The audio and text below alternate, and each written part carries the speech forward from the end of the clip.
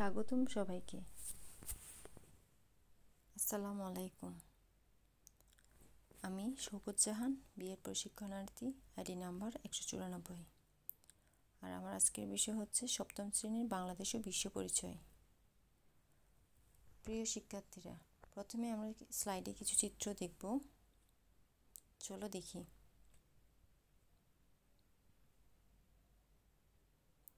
আচ্ছা শিক্ষার্থীরা, উপরে চিত্র নিচে চিত্র দুটির মধ্যে পার্থক্যর কারণ কি হতে পারে?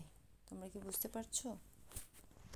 আচ্ছা, চিত্র যদি আমরা দেখি তাহলে কি পূর্বে পদ্মা নদীর পানি উত্তাল ঢেউ ও কলকলধ্বনিতে এগিয়ে চলতো, কিন্তু বর্তমানে তা শুকিয়ে ধুধু বালিময় চর ও জলশূন্য পদ্মায় পরিণত হয়েছে। আবার পাশের চিত্র দুটি যদি আমরা দেখি তাহলে পূর্বে সবুজ শস্যে ভরা মাঠ ছিল, কিন্তু বর্তমানে পর্যাপ্ত তাপ, আলো, অনাবৃষ্টির কারণে কৃষকের কি হচ্ছে, ঠিকমতো ফসল হচ্ছে না। আর এগুলোর মূলে রয়েছে কি, বলতে পারবে শিক্ষার্থীরা? আচ্ছা, এগুলোর পার্থক্যের কারণ হচ্ছে কি, জলবায়ু পরিবর্তন। তাহলে আমাদের আজকের পাঠ হলো বাংলাদেশের জলবায়ু পরিবর্তনের কারণ। শিক্ষণফল। এই পাঠ শেষে শিক্ষার্থীরা জলবায়ু পরিবর্তনের লক্ষণগুলি চিহ্নিত করতে পারবে, গ্রিনহাউস গ্যাস ব্যাখ্যা করতে পারবে, বাংলাদেশের জলবায়ু পরিবর্তনের কারণসমূহ বিশ্লেষণ করতে পারবে।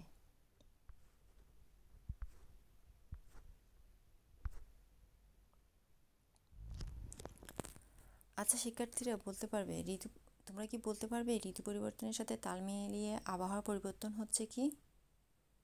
চলো আমরা তা চিত্রের মাধ্যমে দেখি।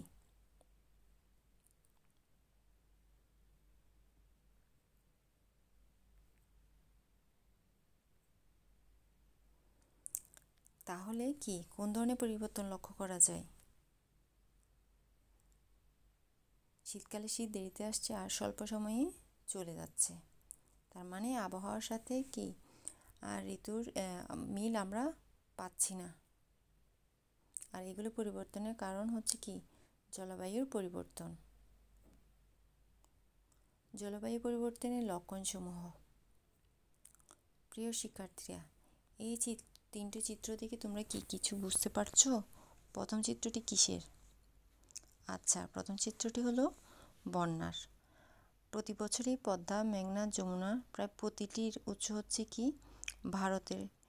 আর এইসব নদীগুলো প্রতি বছরই বরফ গলা পানিতে ও উজানে বৃষ্টিপাতের ফলে সৃষ্ট বহুল পানির কারণে কি হচ্ছে, প্রতি বছর আমাদের দেশে বন্যা হচ্ছে আর বাড়িঘর ভেসে যাচ্ছে। আর দ্বিতীয় চিত্রটি কি? দ্বিতীয় চিত্রটি হলো খরা। প্রয়োজনীয় বৃষ্টিপাতের অভাবে ভূগর্ভস্থ পানির স্তর নিচে নেমে গেলে আমাদের দেশে কি হয়? খরা হয়। প্রায় প্রতি বছরই কি উত্তরাঞ্চলে খরার প্রকোপ দেখা যায়। এর ফলে সেচ কাজ ব্যাহত হয় আর কি হয়, ফসল নষ্ট হয়। আর তৃতীয় চিত্রটিতে আমরা কি দেখতে পাচ্ছি? ঘূর্ণিঝড়। আচ্ছা, ঘূর্ণিঝড়ের ফলে কি অনেক ক্ষতি হয় আমাদের দেশে। তাহলে বন্যা, খরা, জলোচ্ছ্বাসের প্রকোপ বেড়ে যায় কেন? কারণ হলো কি, জলবায়ু পরিবর্তনের কারণে এসবের কি হয়, আমাদের দেশে প্রকোপ বেড়ে যায়। আরও কিছু চিত্রের মাধ্যমে যদি আমরা দেখি তাহলে আর কি কি আমরা দেখতে পাচ্ছি? জলবায়ু পরিবর্তনের কারণে নদী, নালা, খাল, বিল শুকিয়ে যাচ্ছে। দিন দিন কি হচ্ছে, এগুলো সব শুকিয়ে যাচ্ছে। এখন আমি তোমাদেরকে একটা একক কাজ দিব। সময় তোমাদের জন্য 5 মিনিট। 5 মিনিট সময়ের মধ্যে তোমরা তোমাদের মতো করে এই যে যেটুকু আমি পড়িয়েছি ওইটুকুর মধ্যে এই বিষয়টা নিয়ে লেখো। বিষয়টি হলো জলবায়ু পরিবর্তনের 5টি লক্ষণ। তোমরা কি করবে, তোমাদের খাতায় লিখবে। ওকে, আচ্ছা লেখা শেষ? ওকে, সময়টা দেখি তোমার খাতাটা।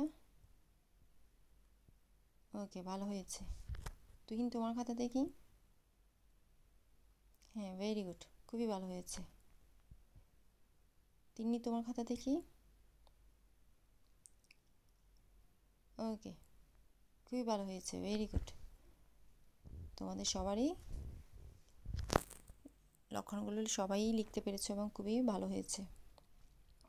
এবার চলো আমরা পরবর্তী স্লাইডে যাই। জলবায়ু পরিবর্তনের কারণ তোমরা কি বলতে পারবে? জলবায়ুর পরিবর্তন দুটি কারণ হয়ে থাকে, একটা হচ্ছে প্রাকৃতিক কারণ আর একটা হচ্ছে কি মানুষ কর্তৃক সৃষ্ট কারণ। দুইটা কারণে কিন্তু আমাদের জলবায়ু পরিবর্তনের হয়ে থাকে।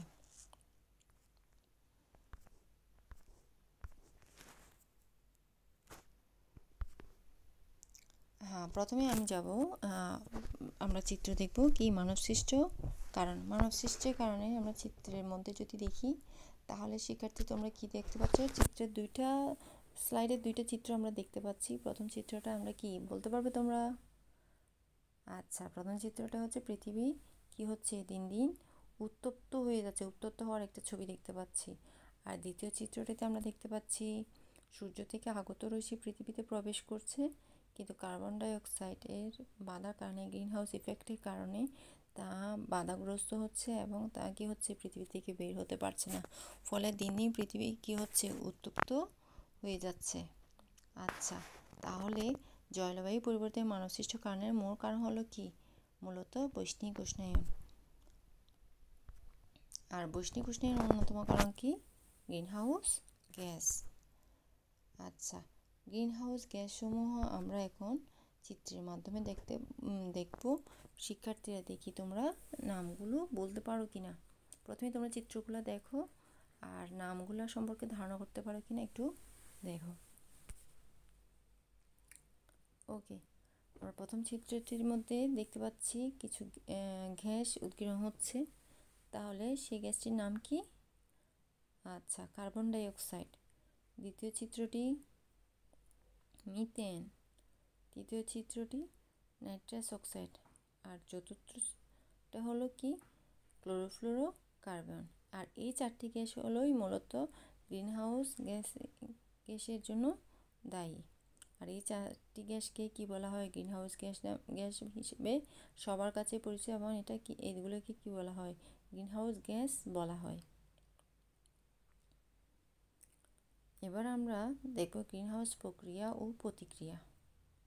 চলো শিক্ষার্থীরা আমরা চিত্রের মাধ্যমে দেখি এটি কিভাবে এর ক্রিয়া এবং প্রতিক্রিয়া হয় আমাদের পৃথিবীতে। শিক্ষার্থীরা তোমরা কি বলতে পারবে প্রথম চিত্রটি কিসের? আচ্ছা, প্রথম চিত্রটি হচ্ছে শীত প্রধান দেশে সবজি চাষ। আর দ্বিতীয় চিত্রটিতে দেখি, আচ্ছা এটা হচ্ছে গ্রিনহাউস গ্যাস। আমরা দেখতে পাচ্ছি সূর্য থেকে আগত রশ্মি কাঁচ ভেদ করে গ্রিনহাউসে প্রবেশ করতে পারছে এবং পরবর্তীতে উদ্ভিদের সাথে তা বিক্রিয়া করে যখন তা বড় তরঙ্গের দৈর্ঘ্যে তাপে পরিণত হয়, তা কি করতে পারে না, কাঁচ ভেদ করে বাইরে বের হতে পারে না। ফলে কি হচ্ছে? গ্রিনহাউস গ্যাস গরম থাকছে এবং শীতপ্রধান দেশে এই কাঁচের ঘরে কি করা হয়? ফসল ফলানো হয়। একইভাবে যদি আমরা তৃতীয় চিত্রটি দেখি, এটা একই রকম। সূর্য থেকে আগত রশ্মি পৃথিবীতে প্রবেশ করছে এবং কার্বন ডাইঅক্সাইডের বাঁধার কারণে এই তাপ পৃথিবী থেকে বের হতে পারছে না। ফলে দিন দিন পৃথিবী কি হচ্ছে? উত্তপ্ত হচ্ছে। আর এটাই হচ্ছে কি গ্রিনহাউসের প্রতিক্রিয়া। এই যে বৈশ্বিক উষ্ণায়নের জন্য মানুষ যে কারণে দায়ী তা আমরা কিছু চিত্রের মাধ্যমে দেখব। শিক্ষার্থীরা বলো তো এই চিত্রটি কিসের? আচ্ছা, এই চিত্রটি হলো অবাধে গাছ কাটার এবং অবাধে কি করা? বৃক্ষ নিধন করা। বৈশ্বিক উষ্ণায়ন আরও একটি কারণ, মানুষের আরেকটি কারণ হচ্ছে কি তারা কি করছে? অবাধে গাছপালা কাটছে। দ্বিতীয় চিত্রটা কিসের বলো তো? আচ্ছা, এটা হচ্ছে পাহাড় কাটা।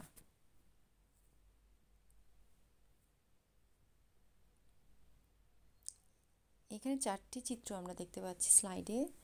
চিত্রগুলো কি কি তোমরা কি নামগুলো বলতে পারবে? আচ্ছা, প্রথম চিত্রটি হলো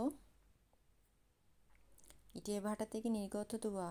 এখান থেকে কি নির্গত হয়? Carbon dioxide. ধোঁয়ার মাধ্যমে কার্বন ডাইঅক্সাইড নির্গত হয়। দ্বিতীয় চিত্রটি জাহাজ তৈরি কারখানার ধোঁয়া। তৃতীয়টি শিল্প কারখানার ধোঁয়া। আর চতুর্থটি হলো পারমাণবিক চুল্লির ধোঁয়া। আর এই সবগুলি থেকেই কী হচ্ছে? কার্বন ডাইঅক্সাইড উৎপন্ন হচ্ছে। এই চিত্রে যদি আমরা দেখি, এটি হচ্ছে বিদ্যুৎ উৎপাদন। বিদ্যুৎ উৎপাদন কেন্দ্র থেকে যখন বিদ্যুৎ উৎপাদন করা হয় তখনই কী হয়? কার্বন ডাইঅক্সাইড উৎপাদন হয়। আর আমরা তো সবাই জানি যানবাহনের ধোঁয়া থেকেও কী হয়? কার্বন ডাইঅক্সাইড উৎপাদন হয়। আর এই সবগুলো কারণ কে? কারণের জন্য দায়ী কে? অবশ্যই কে? মানুষ। গ্রিনহাউস গ্যাস সম্পর্কিত তথ্য। মানুষের তৈরি সবচেয়ে বেশি গ্যাস হচ্ছে কার্বন ডাই অক্সাইড। তোমাদেরকে এখন আমি দলগত একটি কাজ দিচ্ছি, সময় 5 মিনিট। তোমাদেরকে বর্ণনা করতে হবে গ্রিনহাউস যেভাবে প্রকৃতিতে প্রভাব ফেলেছে সেগুলো সম্পর্কে বর্ণনা করো। আচ্ছা, লেখা শেষ হয়েছে? আচ্ছা, ঠিক আছে। তোমাদেরকে কিন্তু আমি দুইটা গ্রুপে ভাগ করে দিয়েছিলাম, গ্রুপ আর বি গ্রুপ। দেখি তো বি গ্রুপের লেখা। আচ্ছা, খুবই ভালো হয়েছে। এই গ্রুপেরটা দেখি। ভেরি গুড, খুবই ভালো হয়েছে। ঠিক আছে, এবার আমরা পরবর্তী গ্রুপে যাই, পরবর্তী পার্টে যাই। গ্রিনহাউস গ্যাসের প্রভাব। চলো শিক্ষার্থীরা, আমরা চিত্রের মাধ্যমে দেখি কি কি ছবি আছে, আর ছবি দেখে আমরা বুঝতে পারি কিনা এগুলো কি নির্দেশ করছে। তোমরা কি বুঝতে পারছো এই ছবিগুলোতে কি বোঝানো হচ্ছে? আচ্ছা, প্রথম চিত্রটিতে আমরা দেখতে পাচ্ছি পৃথিবীর তাপমাত্রা গ্রিনহাউসের কারণে অস্বাভাবিকভাবে কি হচ্ছে? বৃদ্ধি পাচ্ছে। আর দ্বিতীয় চিত্রটিতে মেরু অঞ্চলে বরফ দিন দিন গলতে শুরু করেছে। বেশি বেশি বরফ কি করে যাচ্ছে? গলে যাচ্ছে, পানিতে পরিণত হচ্ছে। তৃতীয় চিত্রটিতে আমরা দেখতে পাচ্ছি সমুদ্রপৃষ্ঠ থেকে উচ্চতা 200 থেকে 300 ফুট কি হচ্ছে? বেড়ে যাচ্ছে। আর বনভূমি কমে যাচ্ছে গ্রিনহাউসের প্রভাবে। এবার আমরা পরবর্তী চিত্রে যাই। এখানে যদি দেখি বলো তো প্রথম চিত্রটিতে কি? আচ্ছা, স্থলভাগ কমে যাচ্ছে, পশুর খাবারও কমে যায়, অ্যাসিড বৃষ্টি হয়। আর কি হচ্ছে? প্রাণী বিলুপ্তি ঘটে গ্রিনহাউসের গ্যাসের প্রভাবে। এবার আমরা পরবর্তী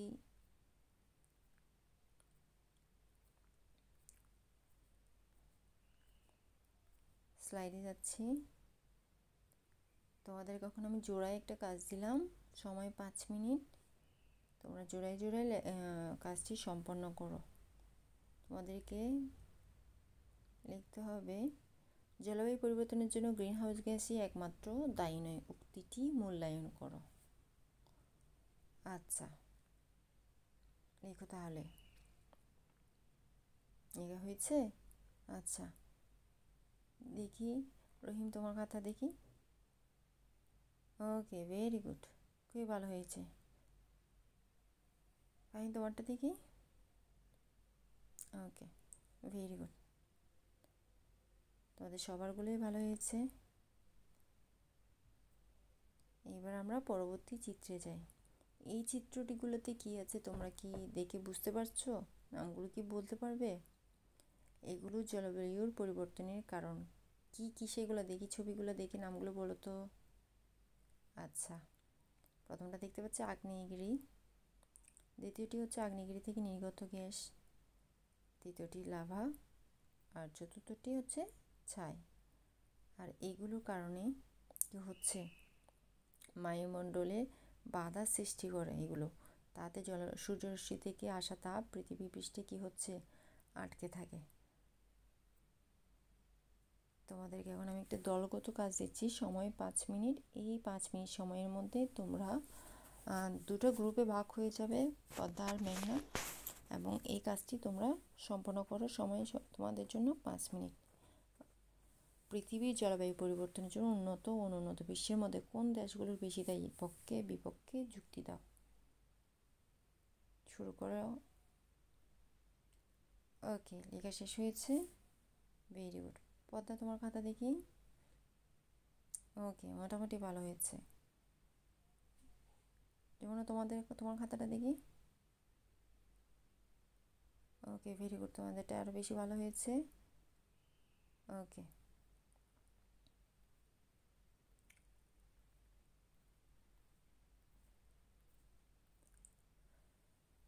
মূল্যায়ন। আজকের পাঠ থেকে আমরা যা শিখলাম তোমাদেরকে আমি জিজ্ঞেস করব তোমরা কি বুঝতে পেরেছো আজকের পাঠ থেকে। প্রথম প্রশ্ন দেখি, সুমাইরা তুমি বলো গ্রিন হাউস গ্যাস কি? আচ্ছা, গ্রিন হাউস গ্যাস হলো কি? Carbon dioxide, methane, nitrogen oxide, CFC হলো কি? Green house gas. Very good, sit down. আচ্ছা, মানুষের তৈরি মধ্যে কোনটির সবচেয়ে বেশি পরিমাণে গ্যাস উৎপাদিত হয়? কে বলতে পারবে? আচ্ছা, নিলয় দেখি তুমি বলো। Carbon dioxide. Very good. এবার তোমাদেরকে আমি বাড়ির কাজ দিব। সমুদ্র উপকূলবর্তী দেশ হিসেবে গ্রিনহাউস প্রতিক্রিয়ায় বাংলাদেশের যে ধরনের মারাত্মক বিপর্যয়ের কবলে পড়তে পারে তা 10 বাক্যে লিখে আনবে। ঠিক আছে? ধন্যবাদ সবাইকে।